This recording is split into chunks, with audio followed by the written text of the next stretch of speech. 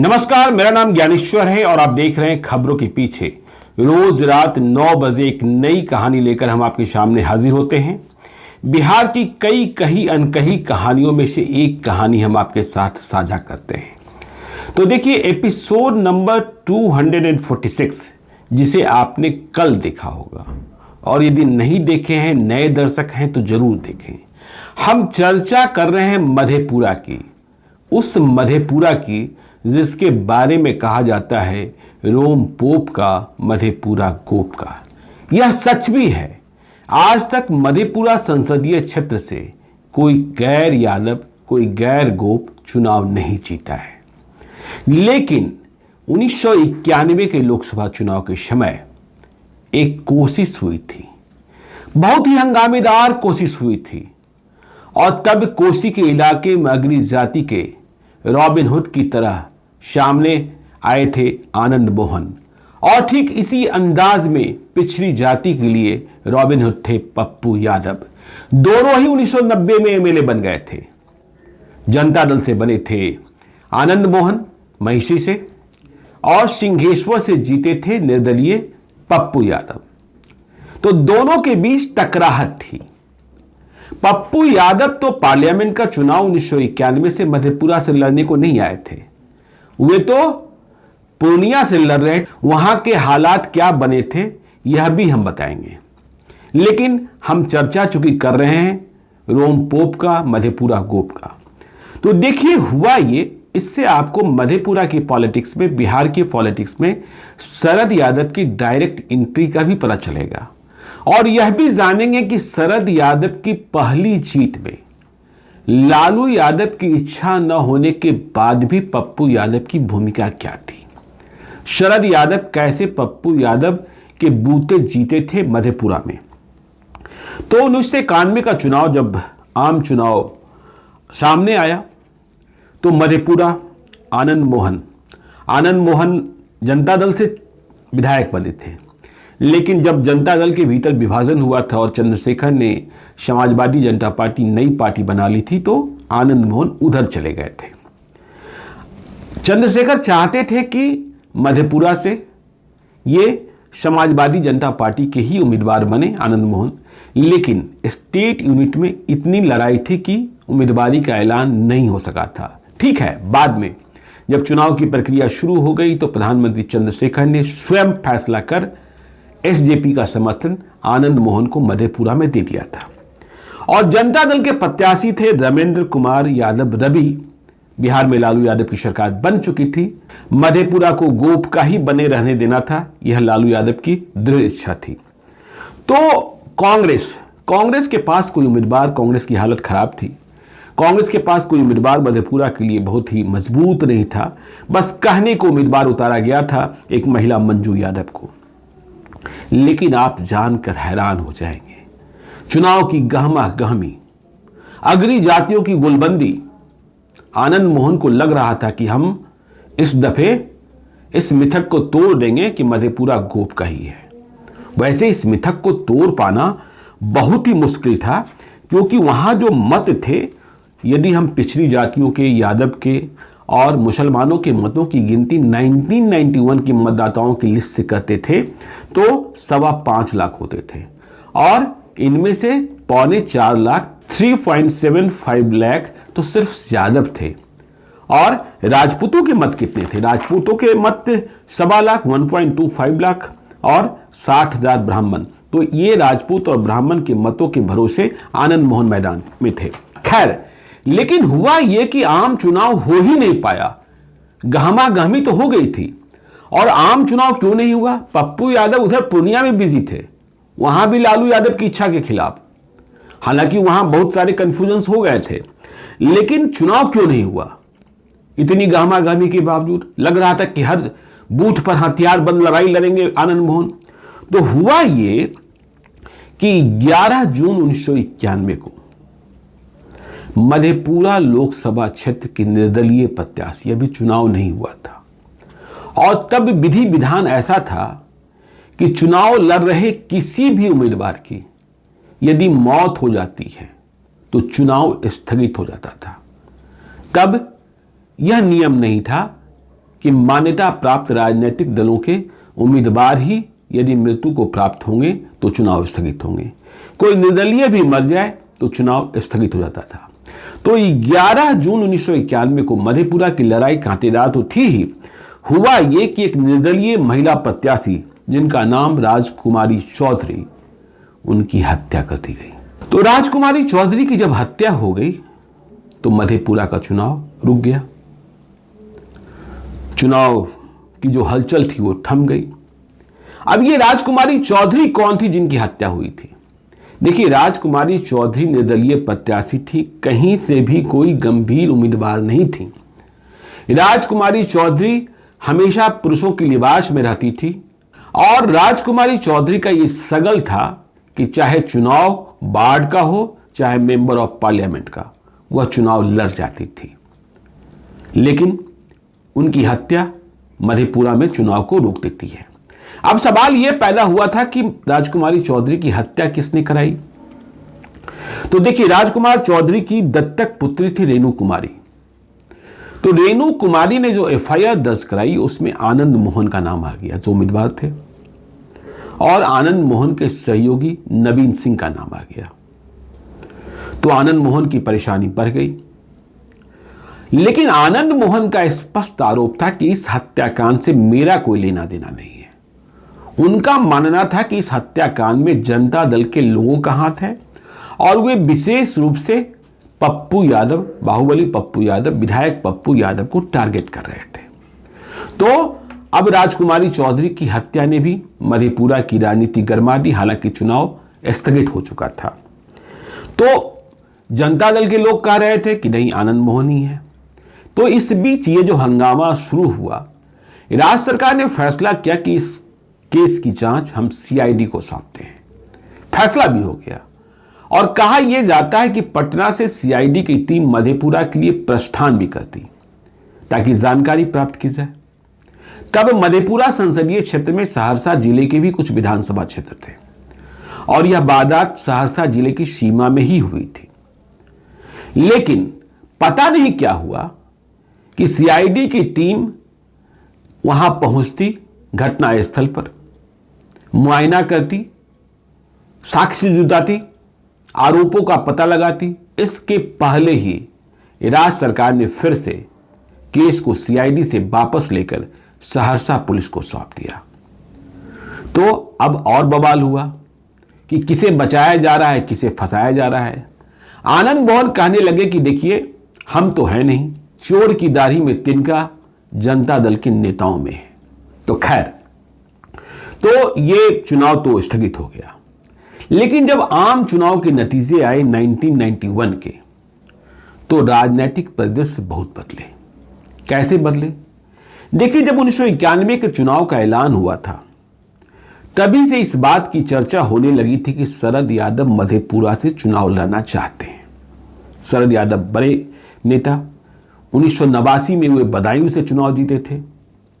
लेकिन लालू यादव जो 1990 में मुख्यमंत्री बन गए थे, वे इस बात के लिए कतई तैयार नहीं थे कि शरद यादव को बिहार में एंट्री मिले।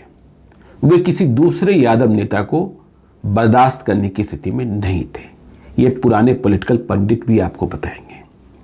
लेकिन तब एक रिवाज था कि जहां जनता दल का ज्यादा प्रभाव है, वहां जो जनता दल के बड़े नेता हैं, बाहरी नेता, मतलब दूसरे प्रदेशों के नेता, अपने यहां नहीं जीत सकते हैं, उन्हें स्थान दिया जाए। तो शरद यादव को रोकने के लिए लालू यादव ने इसकी व्यवस्था भी कर ली थी। शरद यादव का नाम ऐलान होता, इसके पहले ही इंद्र कुमार गुजराल को पटना का प्रत्याशी बना दिया गया था। उस चुनाव में भी क्या सब हुआ यह आपको पता है। तो यह कोटा भी खत्म कर दिया गया था। खैर, तो 1991 के जब चुनाव के नतीजे आए, मधेपुरा में चुनाव तो स्थगित हो गया था, तो शरद यादव बदायूं में चुनाव हार गए।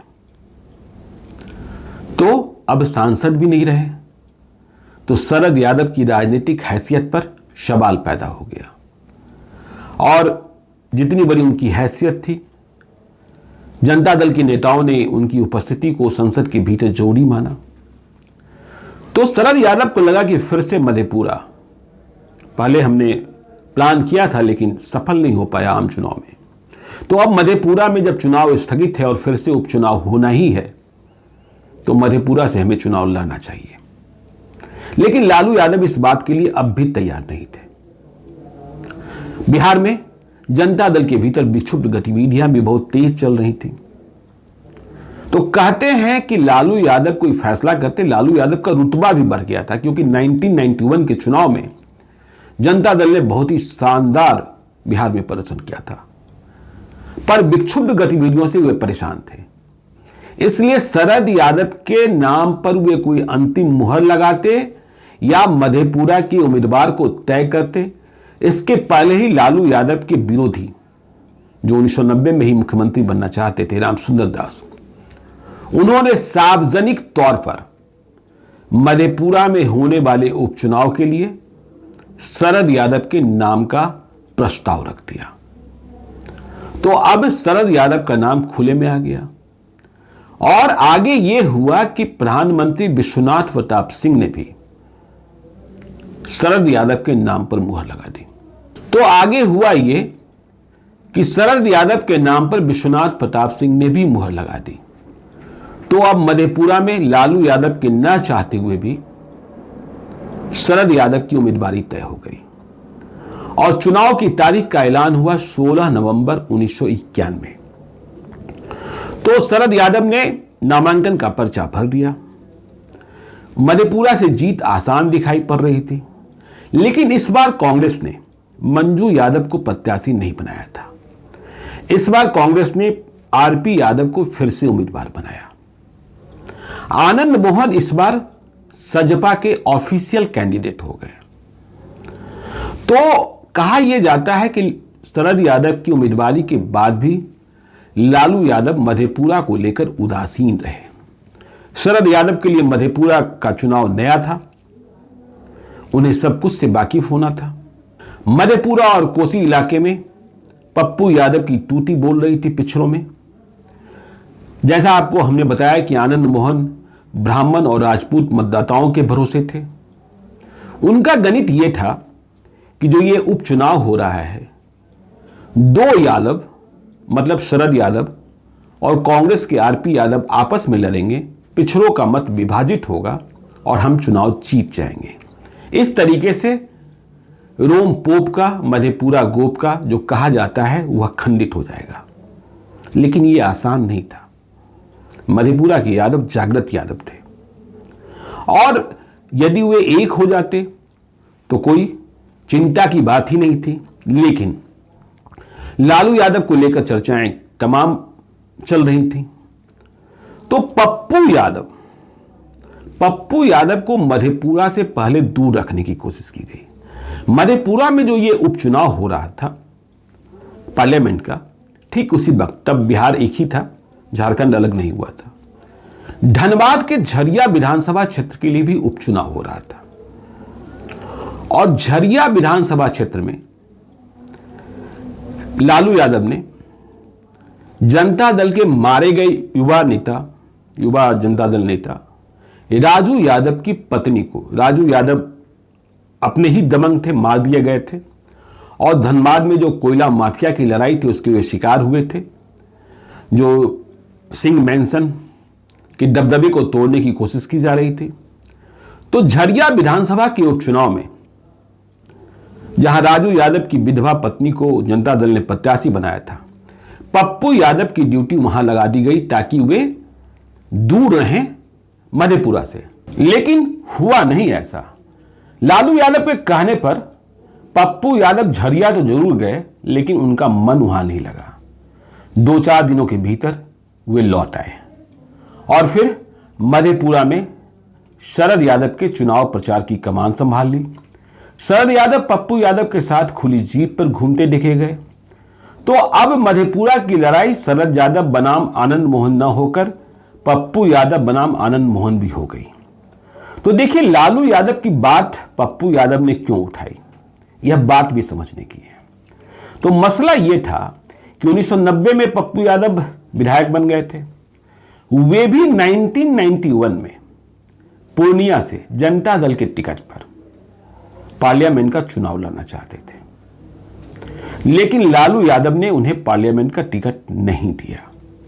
यह कहकर नहीं दिया कि पूर्णिया सीट समझौते के तहत सीपीएम को चली गई और सीपीएम से उम्मीदवार बन गए अजीत सरकार, पप्पू यादव के धुर विरोधी, जिनकी हत्या आपको पता है कि 14 फरवरी 1998 को कर दी गई थी। तो अजीत सरकार वहां उम्मीदवार बन गए। उधर उदय सिंह उर्फ पप्पू सिंह को कांग्रेस ने उम्मीदवार बनाया था। तो गुस्से में पप्पू यादव ने निर्दलीय पर्चा भर दिया और मैदान में आ गए। तो अजीत सरकार के लिए भी परेशानी, और वहां जो इतनी भ्रांति फैली पूर्णिया में, उसे दूर करने को अजीत सरकार के पक्ष में सभा करने के लिए लालू यादव को जाना पड़ा था। लेकिन जैसा मैंने बताया कि पूर्णिया और कोसी में तब आनंद मोहन और पप्पू यादव की ही तूती बोल रही थी। तो आम चुनाव के दिन हुआ ये कि जैसे ही वोटिंग शुरू हुई,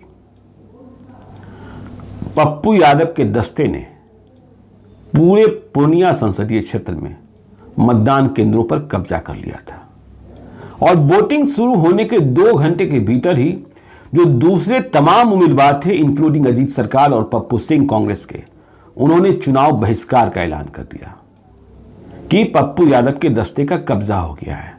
फिर चुनाव आयोग ने इस चुनाव को काउंटरमैन कर दिया था। तो पप्पू यादव इस बात को लेकर नाराज थे कि उन्हें उम्मीदवार नहीं बनाया गया। फिर आम चुनाव के बाद लालू यादव ने बिहार में जितने आयोग और बोर्ड थे उनमें सभी पद भर दिए थे और पॉलिटिकल भरे गए थे। तो इस सूची में कहीं पप्पू यादव का नाम नहीं था, जबकि पप्पू यादव 1990 में चुनाव जीतने के बाद लालू यादव के विशेष अनुग्रही थे और इस कारण पूर्णिया में उनका जो दबदबा था वह दिखता भी था। तो लालू यादव की बात उठाकर भी शरद यादव के पक्ष में मधेपुरा में पप्पू यादव डटे रहे, और जब पप्पू यादव डटे तो वहां आनंद मोहन से जो यह लड़ाई थी वह लड़ाई हिंसक भी हो गई। हिंसक कैसे हो गई? हिंसक ये हो गई कि आनंद मोहन को बूथ पर लड़ना था, हथियार बंद तरीके से लड़ना था। तो अब शरद यादव के पक्ष में भी लड़ने को पप्पू यादव आ गए और चुनाव के दौरान ही आपको हम बताएं कि दोनों के दस्तों में मुठभेड़ होने लगी। 16 नवंबर को चुनाव था। 8 नवंबर 1991 को जानकी नगर के निकट भंगा गांव के पास रास्ते में आनंद मोहन और पप्पू यादव के दस्ते में जबरदस्त भिड़ंत हुई। बहुत देर तक गोलीबारी हुई और इस गोलीबारी में आनंद मोहन के 2 बहुत ही खास लोग अजीत सिंह और कलानंद झा मारे गए। शंभू सिंह घायल हुआ। कहा यह जाता है कि पप्पू यादव के भी कई लोग हताहत हुए थे, लेकिन रात के अंधेरे में पप्पू यादव का दस्ता उन्हें लेकर भागता बना था। तो लड़ाई अब हिंसक भी हो गई थी चुनाव की, और मधेपुरा का चुनाव तय करने वाला था कि शरद यादव, आनंद मोहन मधेपुरा गोप का रहेगा कि नहीं रहेगा। तो आखिर में चुनाव की तारीख 16 नवंबर 1991 आ ही गई। आनंद मोहन पप्पू यादव आमने सामने थे, पप्पू यादव शरद यादव के लिए, और पूरे मधेपुरा के पिछड़े और मुसलमान गोलबंद थे। परिणाम ये निकला कि शरद यादव चुनाव जीत गए। मधेपुरा गोप का ही रहा। 4,37,483 मत शरद यादव को मिले। आनंद मोहन को मात्र 1,52,106 मत मिले। कांग्रेस की तो बात ही मत कीजिए। तो इस तरीके से शरद यादव की एंट्री मधेपुरा में हुई, बिहार की राजनीति में हुई। हालांकि आपको यह भी पता है कि बाद में शरद यादव मधेपुरा में लालू यादव से भी लड़े, पप्पू यादव से भी लड़े, दिनेश चंद्र यादव से भी लड़े। कई बार जीते, कई बार हारे। तो मधेपुरा की कहानी हमने आज आपको बताने की कोशिश की है। और आनंद मोहन बनाम पप्पू यादव की और भी बहुत सारी कहानियां हैं। बहुत मतलब जब हम कहानियों का सिलसिला शुरू करेंगे तो पता नहीं कितने एपिसोड्स होंगे। तो आज के लिए इतना ही। हमें दीजिए इजाजत, और चलते चलते यदि अब तक आपने हमारे YouTube चैनल खबरों के पीछे को सब्सक्राइब नहीं किया है तो जरूर कर लीजिएगा। और यदि इस वीडियो को आप फेसबुक पेज के माध्यम से देख रहे हैं तो पेज को लाइक कीजिएगा। एक और अनुरोध कि यदि आप मुझसे कोई कहानी सुनना चाहते हैं, मुझे कोई कहानी बताना चाहते हैं, सीधे तौर पर संपर्क करना चाहते हैं या कोई भूल सुधार चाहते हैं, तो आप हमें gyaneswarlive@gmail.com पर मेल कर सकते हैं। यदि आप मुझे कोई कहानी विशेष बताने को कह रहे हैं, तो उस कहानी मतलब वारदात की तारीख के बारे में आपको पता है, साल का पता है, घटना स्थल का पता है, तो जरूर बताएं, हमें तलाशने में आसानी होगी। आप अपना नंबर भी लिख कर भेज सकते हैं, जरूरत होने पर हम आपसे संपर्क करेंगे। आपकी पहचान को हम तब तक गोपनीय रखते हैं जब तक आपसे अनुमति न प्राप्त कर लें। तो हमें दीजिए इजाजत, मिलते हैं कल रात 9 बजे एक नई कहानी के साथ। बहुत बहुत धन्यवाद।